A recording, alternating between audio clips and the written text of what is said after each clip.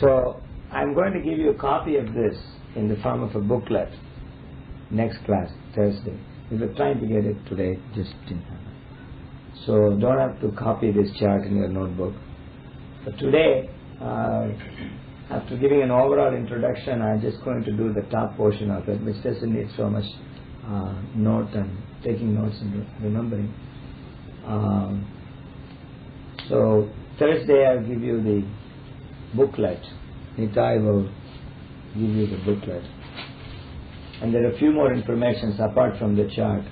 They will all be in that booklet. We will work it this week. Thursday you will get that. So you get it from Nitai Prabhu in Life Membership Office.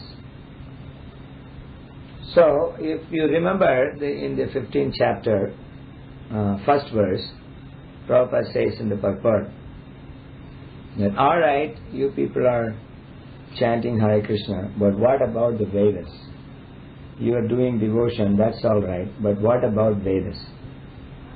Long ago, Chaitanya Mahaprabhu, when he was in the famous city of the Vedantis, he was performing kirtan and dancing in the street, performing devotional activity, and the scholar community of that township, Benares, they had objection for that. He was a sannyasi, mendicant, and he was spending his time dancing and chanting in the street, and also visiting Bindu Madhava temple, worshipping the deity. Generally, the system was the philosophers, they engaged in scholastic study of lot of books of the Vedas, especially Brahma Sutra or Vedanta Sutra. You see in the middle of the chart there is a red underline under classification of Upanishads, Darshanas. You see Vedanta Sutra there, that Vedanta Sutra. As we go through the chart, we will find the importance of each of these category of books. So they were all studying and he was chanting and dancing. So they had complaint. And in many congregations, they used to criticize this new sannyasi, young sannyasi, for Bhavuker Sange, with the sentimentalist, he is chanting, singing, like that. So these complaints kept coming, and interestingly enough, Sri Chaitanya Mahaprabhu was staying in a clerk's house, somebody who writes accounts. They are not considered, they had these caste differences those days. Each one did occupational duty according to their nature, and that was divided into different varnas. So he was staying in the house of a lower class person, and his followers there, they used to come and complain to Chaitanya that we can't hear this anymore, they're criticizing you, we want you to do something. So one day he said, oh yes, I will. They are having an invitation for all the sannyasis for taking some jointly together, some bhojan, some eating of food stuff together. So I will go there. So when he went there, he sat down in the place where they wash feet and hands. So the leader of that big assembly, Prakashananda Saraswati, so he came there and he told, oh, Suno Shripad, oh great sannyasi, you are in the line of Keshava Bharati, who was a great scholar. Bharati sannyas. This is impersonalist school of sannyas. So he said, you are Bharati Shishya Tahate Tumi Dhamna. You are blessed because you are in the line of Bharati. So please come and sit with us. So he said, no, I am just sentimentalist. I am just singer and dancer. So this place is alright for me. In the meantime, he exhibited his great effulgence. For those who do not know, Sri Chaitanya is the incarnation of Krishna. He's a complete incarnation of Krishna 506 years ago. So they saw that effulgence, they were very attracted. They brought him into the assembly. And then they said, this is all right, you are doing Krishna Bhakti, there is nothing wrong in it. But what is wrong with the study of Vedanta? Why you do not study Vedanta? Krishna Bhakti Koro, you perform Krishna's devotion, that's all right. But what's wrong with Vedanta? Why you don't study Vedanta? So, Sri Chaitanya Mahaprabhu said, Guru More Murkho Dekhiya. My spiritual master saw that I was fooled. I didn't have enough intelligence. So he told me that you just take to this chanting of Hare Krishna, Krishna Krishna, Hare Hare, Hare Ram, Ram Ram, Hare Hare. So he told me that I am foolish, so I should study this. In fact, Sri Chaitanya was emphasizing that you do not have the intelligence to understand Vedanta. You are foolishly trying. That's what he was saying, in a very humble way. So, they said, well, that's all right, but still, you must tell us, what is wrong with Vedanta? So Mahaprabhu said, that Vedanta is perfectly all right. Vedanta is the mercy of Vyasadeva. Then he went on explaining. We will come to that when we come to discuss Vedanta. So in this way, Sri Chaitanya Mahaprabhu, he established that devotional service which starts and actually culminates in chanting the name of Krishna in devotion and love is the essence of Vedanta. Veda means knowledge, Anta means end. Vedanta means end of knowledge. So he confirmed that, and they were convinced. And the result was, they all chanted Hare Krishna, Krishna Krishna, Hare Hare, Hare Ram, Ram Ram, Hare Hare. They all became devoted to Krishna. So, taking cue from that, Srila Prabhupada says in the 15th chapter of Bhagavad Gita, note down in your paper when you go back today, do a reading of that first verse of 15th chapter. Urdhumulam adashakam asvattam prahuravyayam chandamsi yasya parnani yastam veda sa vedavit. There is a tree, banyan tree.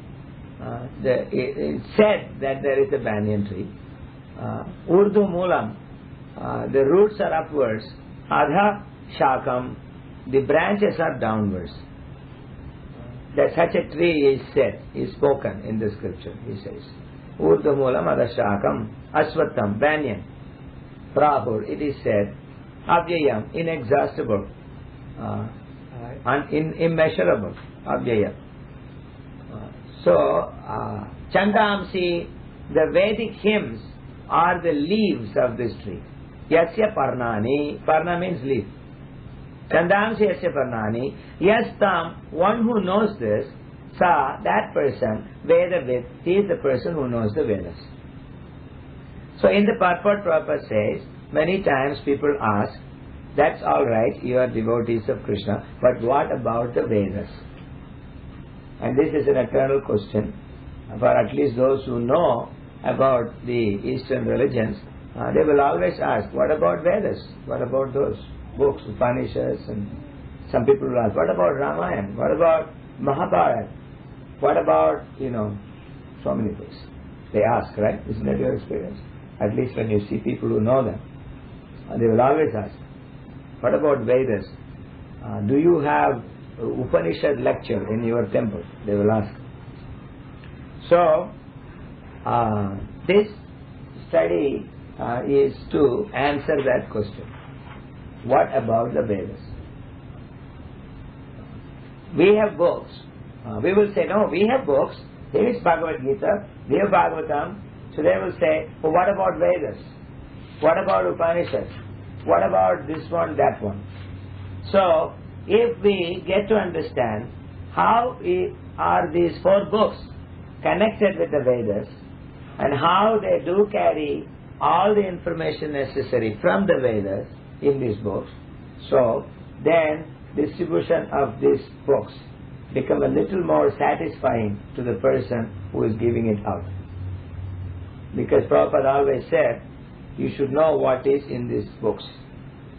If somebody asks you, what is in this book? And if the man says, well, I don't know, they told me to give this to you. It doesn't sound very interesting. Not that one has to know all that upside down and he should be like a computer desk is going to say. No, at least he should be able to say how this book is helpful to you. We are asking somebody, please take this literature. We should tell them this is why it is helpful to you. So that is the purpose of this study. So as we go through this chart, on the top you see Krishna. For those who came late, I am going to give you Thursday's class a booklet containing all these details. So for now you can see, if you could see up there, I don't know, it's visible from there. Can you see? No, it's not. Alright, anyway, on the top is Krishna, believe me, he's right there. He is Krishna. So Krishna is the Supreme Personality of Godhead. And he has got many expansions. And in his form as Narayana, he makes this creation possible. And this Narayana is in three forms, three Purushas. This you can read in the Bhagavad Gita. If you look through the subject index, Mahavishnu, under Mahavishnu, there are many pages in Bhagavad Gita where Prabhupada describes these three Purushas. So you can see that. First Purusha is Mahavishnu. The second one is Garbhodaya Sai Vishnu. The third one is Chirodaka Sai Vishnu. Mahavishnu is also known as Karana Udaka Sai Vishnu or Karana Arnava Sai Vishnu. Karana means castle. Udaka or Arnava means ocean. And Sai means one who is laying down. Sayana means sleep. Sai means one who sleeps, one who is resting, reclining.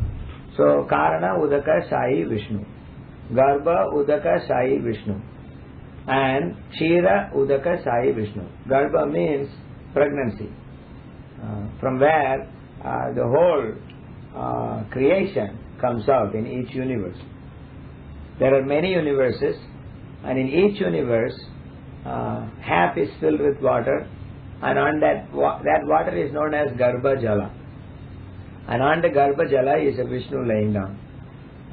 So his name is Garbha Udaka Sai Vishnu. From his navel a lotus flower comes out, and on top of that lotus flower is created Brahma.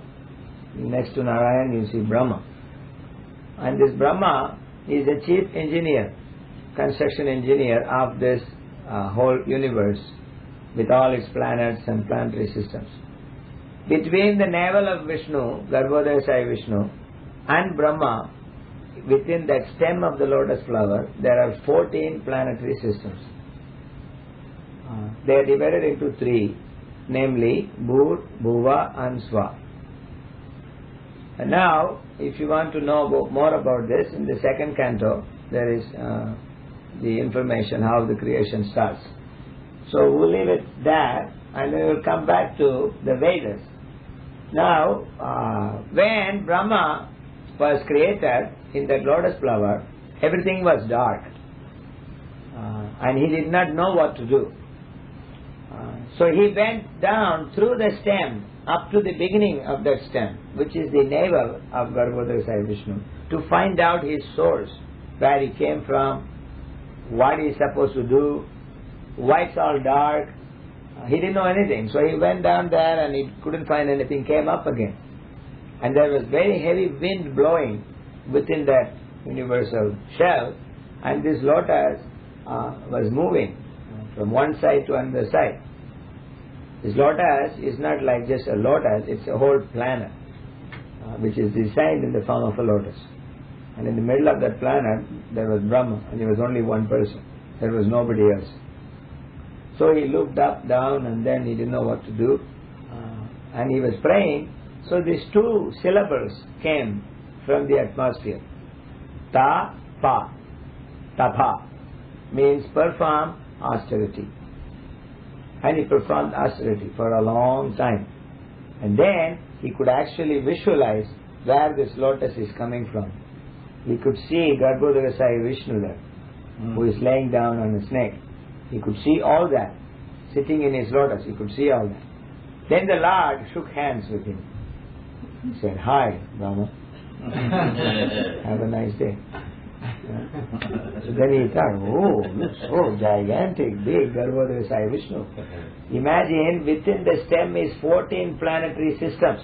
And that stem is coming from the hole on the belly of that person. So how big is the belly? Humongous. Certainly bigger than Balaram's. Very big, huge, gigantic person. Right? And he lifted his hand, because his hand is spiritual. He can touch anybody here. Suppose Vishnu was sitting here, he can touch you from here. That doesn't mean his hand will become long like elastic. Because our hand is controlled by space, limited by space. So to reach this, I have to cover this space. But the spiritual body is not controlled by space and time. So he can reach that just sitting here. And suppose I have it. I touch like this. You will feel it on your nose. Did you feel it?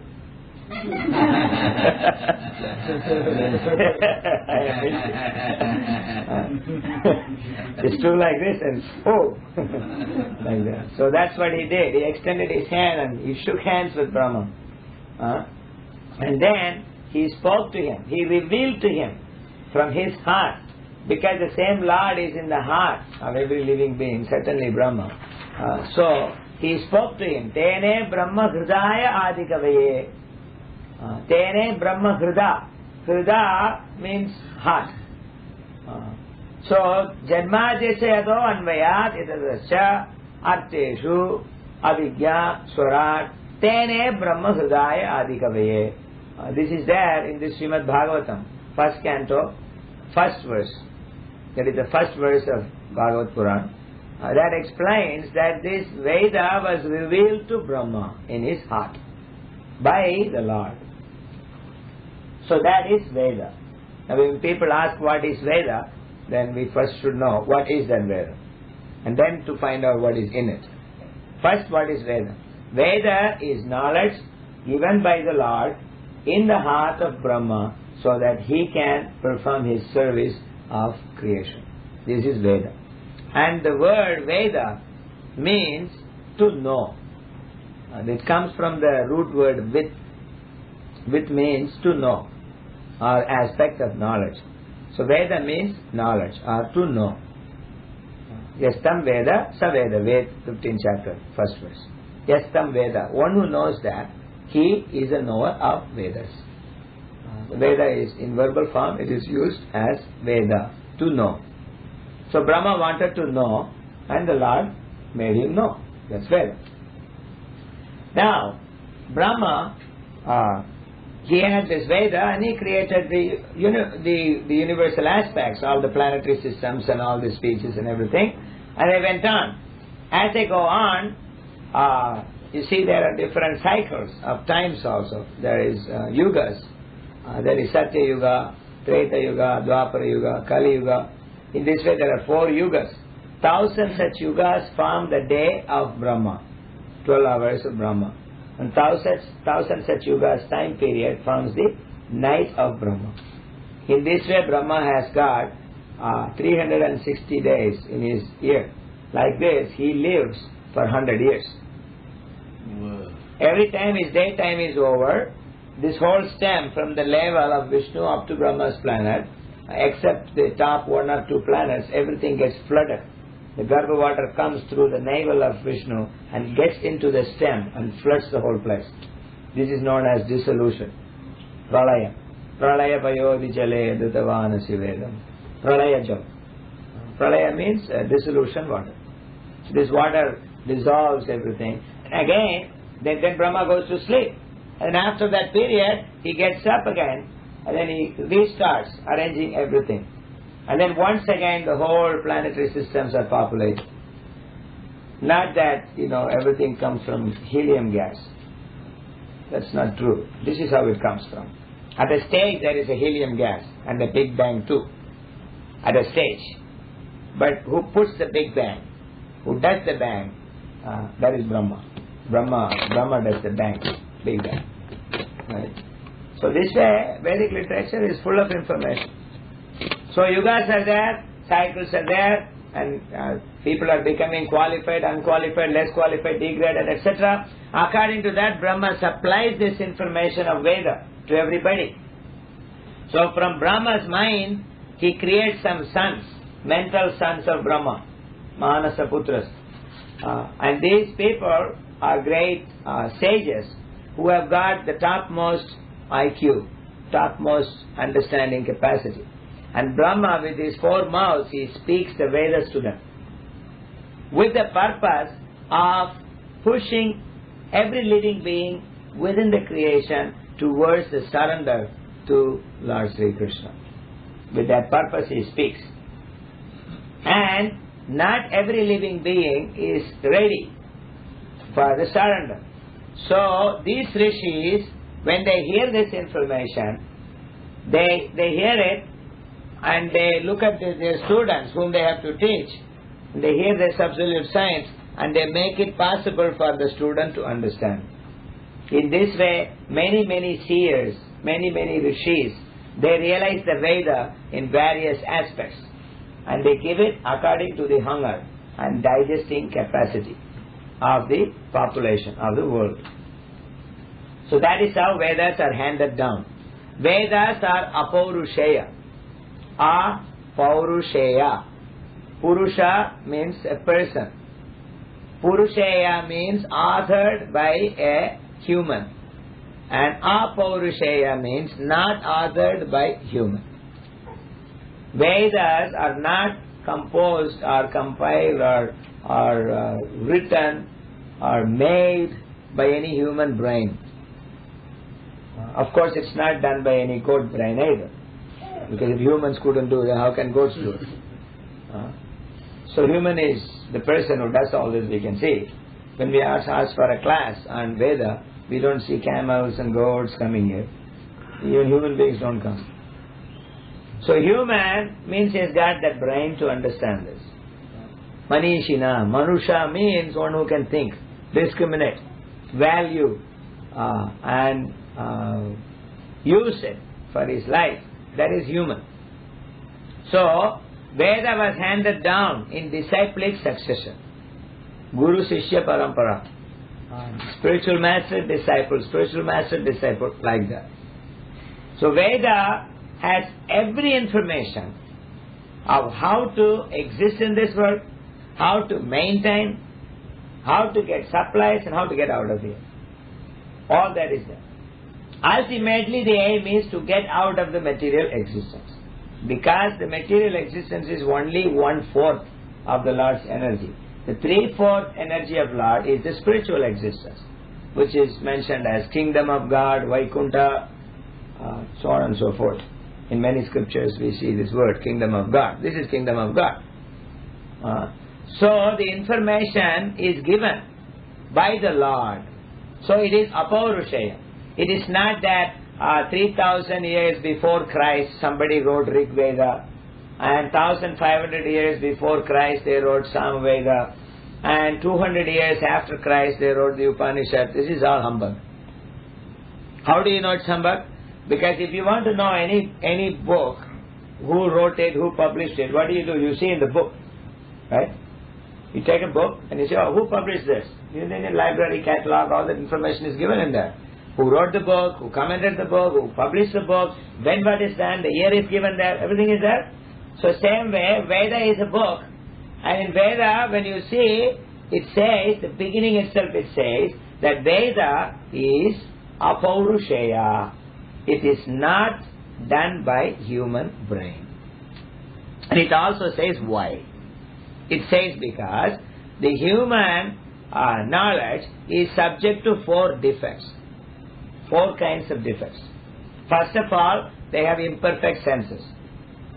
You can see that. If I put my thumb here I can see whole Tukaram Das inside of this thumb. In fact, if I put like this, I see two thumbs too, while I have only one. Anybody can check it. You can check it. Check it. Put your thumb up like this and see. You will see two. Right? Are you seeing? If you're not seeing, you need specs. Or if you put a stick inside a bucket of water, it will look like it is bent.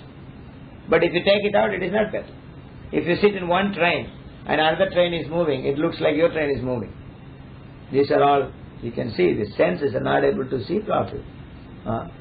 So senses are imperfect. Then the thing is, even with that imperfect senses, when we try to look at an object, then we are subject to illusion. Illusion is also there. That illusion means we take one thing to be other. Or we take one space to be other space. One time to be another time. This is illusion. And then we make mistakes because we are subject to illusion. And the senses are imperfect. Then we are supposed to make mistake. Mistake means taking it wrong. That's called illusion. So we are subject to mistake. And then on the fourth, not the least, that we all like to cheat. There is cheating tendency in everybody. So because of these four defects, if anybody comes out with some information that made by him, by his mental factory, it must be subject to these four defects. This is mentioned in the Vedas. And it says the Vedas are beyond these four defects. Why? Because it is not done by human. The proof is also there. And you can see it practically. It says that stool is dirty. If you touch that, you should take a bath. In the meantime, it says that the stool of the cow is antiseptic and pure and clean. If you cannot take a bath, you touch the stool of the cow, it is equal to taking bath. And it is mandatory, said like that, but you can apply it. You can see. You take cow dung, you put little water and you wash your hand, you can see the germs are killed. Finished. You become, antibacterial. Just stool. But you try any other stool, especially the scientist who is always constipated. Doesn't work.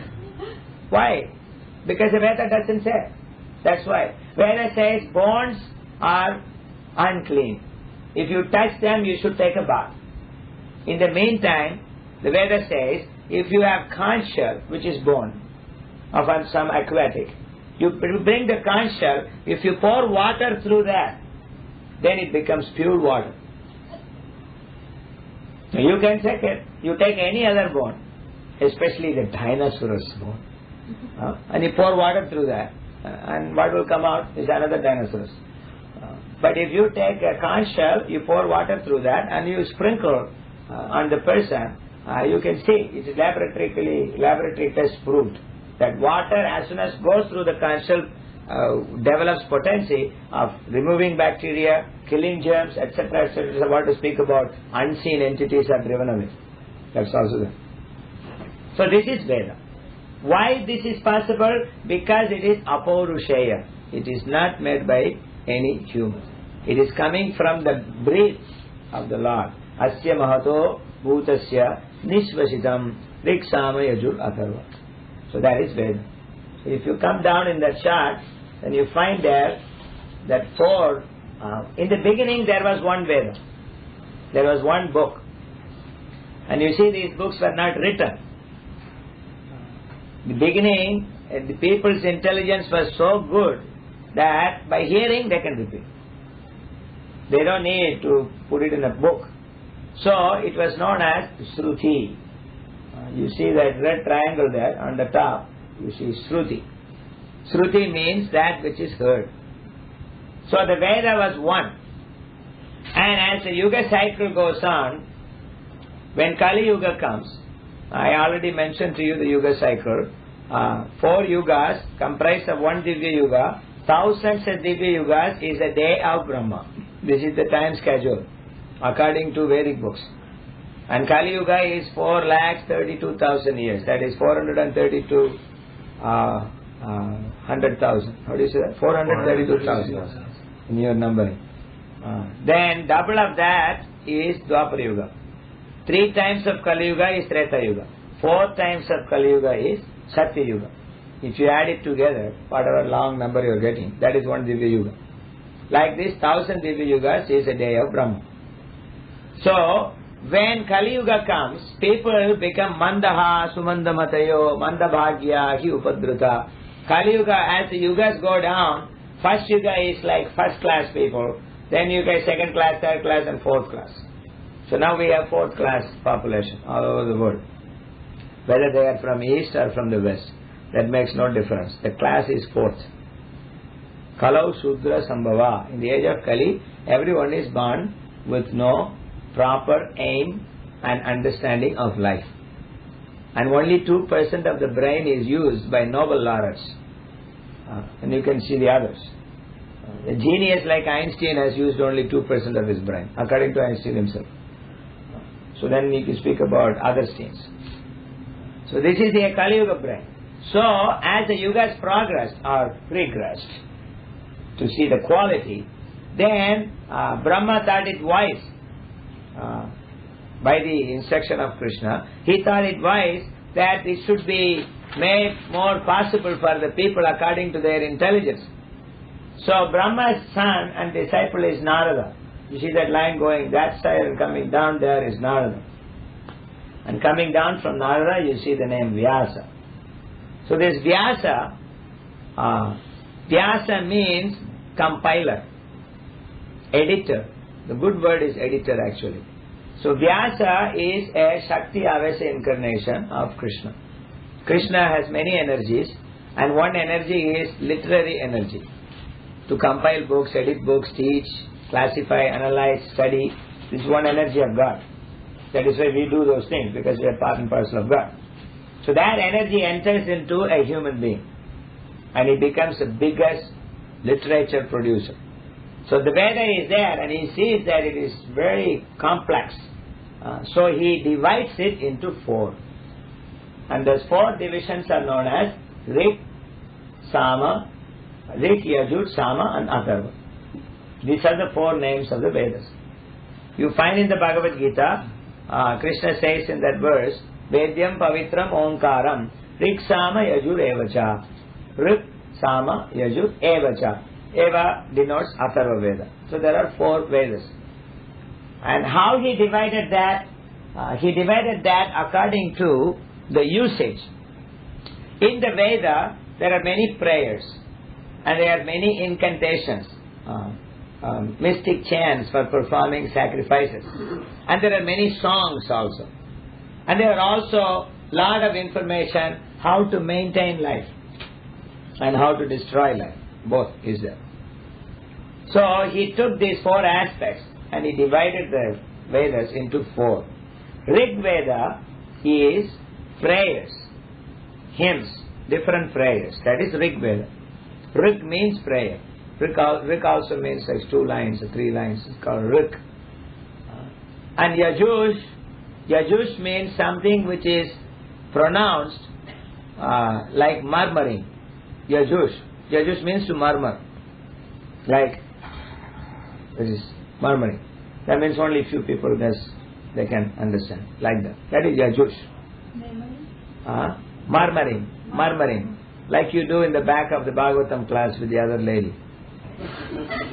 That's called murmuring. Sometimes you try to do it so soft. Did you say that? And then it comes to the microphone. That's called murmuring. Alright? So that is Yajush.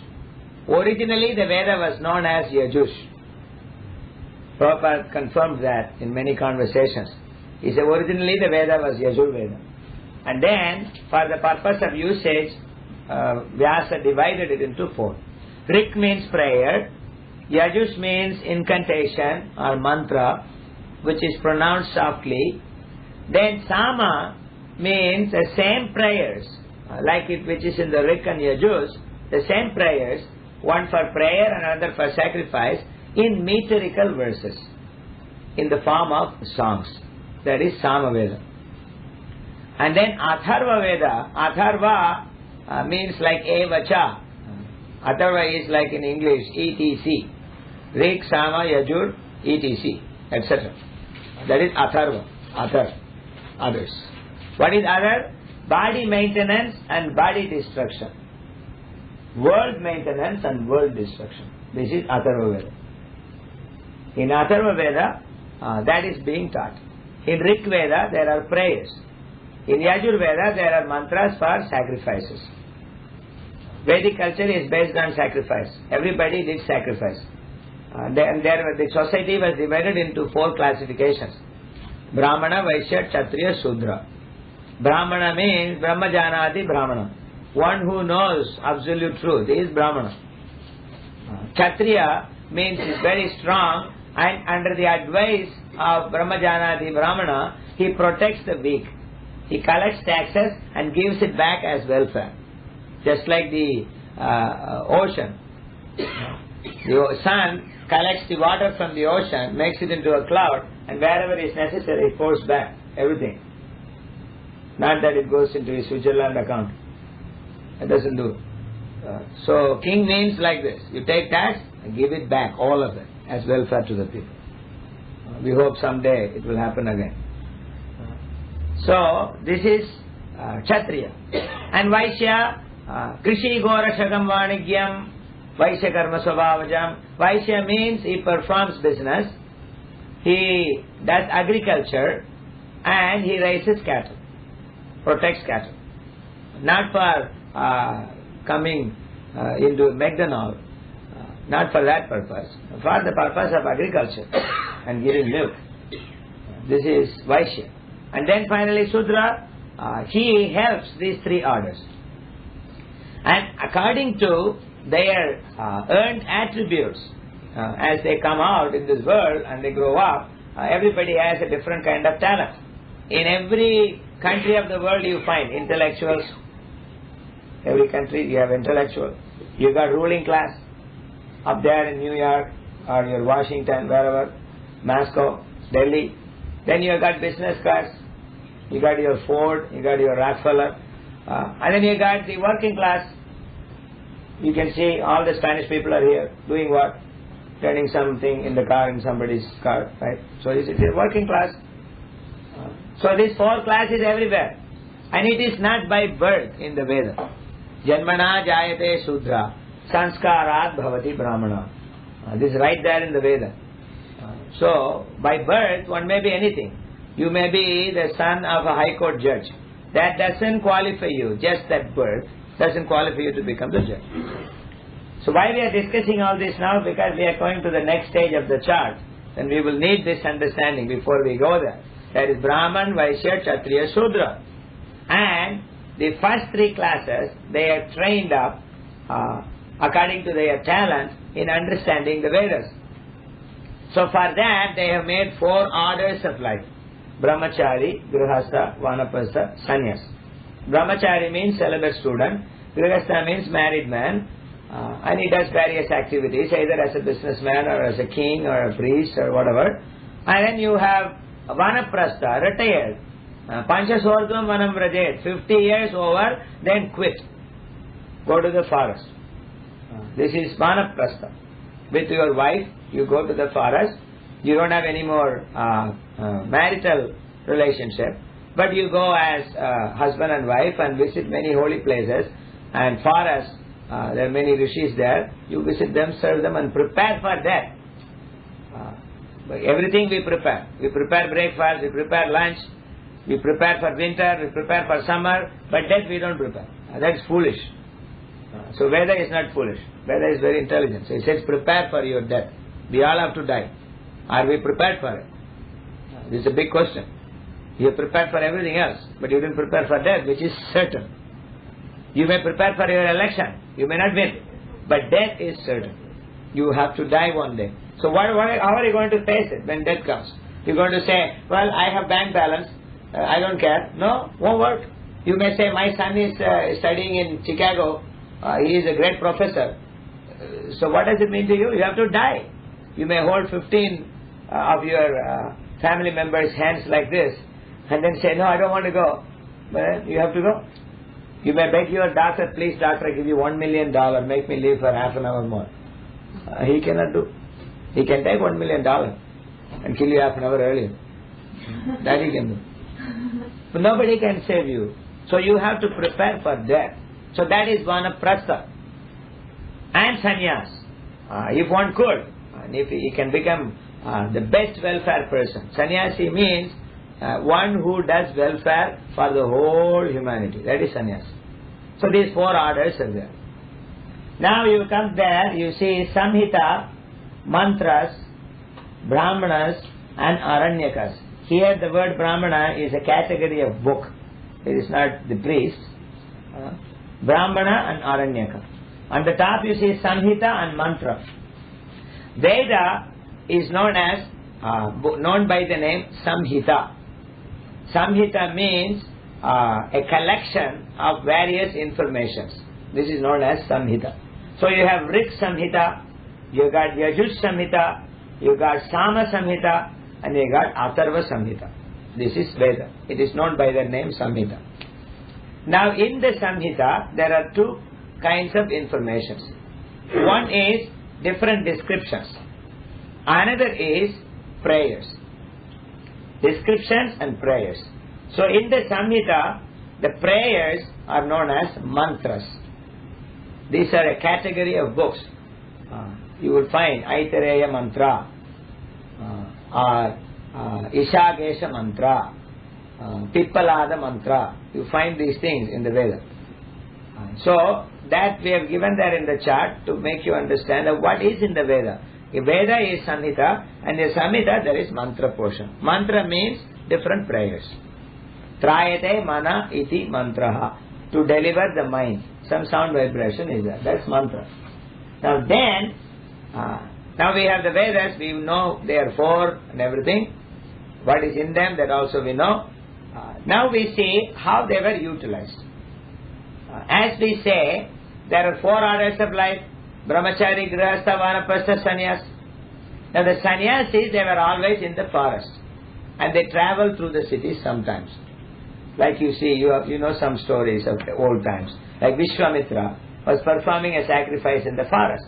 He came to Ayodhya to see King Dasarath so that he can get his sons to come and protect his sacrifice. Because he was harassed by some demons. So Ayodhya is city and Vishwamitra is in forest.